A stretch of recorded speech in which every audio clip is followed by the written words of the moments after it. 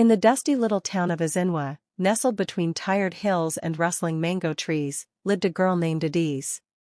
She was barely 8 years old, her eyes the color of morning rain, and her spirit as gentle as dawn. Auntie had once known warmth and love, her mother's laughter had filled every corner of their small hut, and her father's gentle songs lulled her to sleep each night.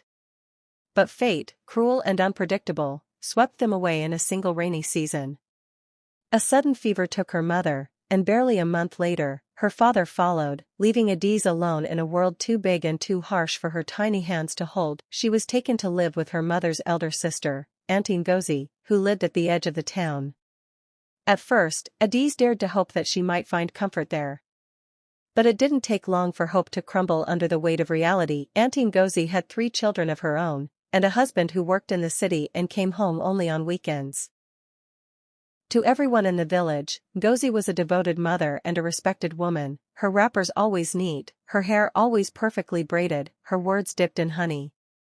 But behind the mud walls of her house, she was something else entirely. From dawn to dusk, Auntie was treated less like a child and more like a servant. Every morning, long before the rooster crowed, she was shaken awake by her aunt's harsh voice. Bleary-eyed and still half asleep, she fetched water from the well, heavy clay pot balanced on her small head. Her thin legs wobbled under its weight, but complaints only earned her sharp slaps across the face. After that came sweeping the compound, washing. Auntie found herself holding a small bundle of her few belongings. Matreated held her hand as they walked out of the compound.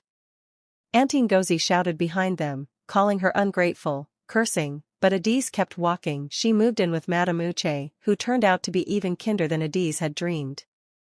She gave Auntie clean clothes, 3 proper meals a day, and most precious of all, a chance to go to school. At first, Auntie was shy, afraid of everyone and everything. But slowly, she blossomed.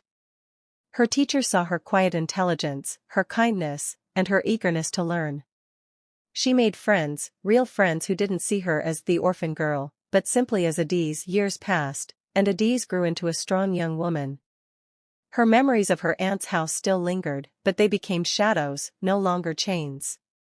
She excelled in her studies and dreamed of becoming a teacher, so she could help other children like herself. One graduation day, she stood on stage to give a speech. Her voice no longer trembled, it was steady, warm, and clear. "I was once just a poor, innocent girl," she began, her eyes sweeping across the crowd. "But someone showed me kindness and reminded me that I mattered. And that changed everything." As she spoke, Matreated sat in the front row, tears in her eyes, pride shining brighter than the sun. Auntie had survived. She had grown. And most importantly, she had never stopped being the brave girl her mother had believed her to be. The clothes of the entire family, and cooking the morning meal.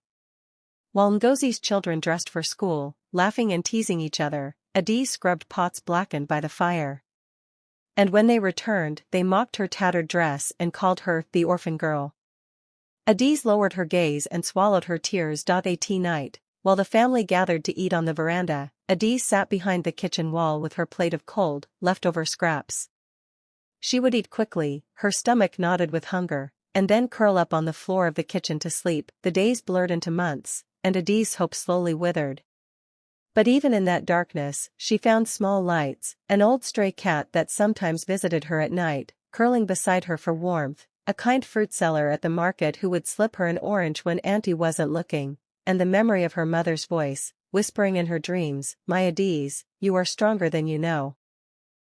One Sunday afternoon, something changed. A woman named Matreated, known in the village for running a small shop and always wearing bright, flowing dresses, came to visit Auntie Ngozi. Auntie, as usual, was sweeping the compound when she overheard them talking. "She is still young, Ngozi," Matreated said. "You're overworking her."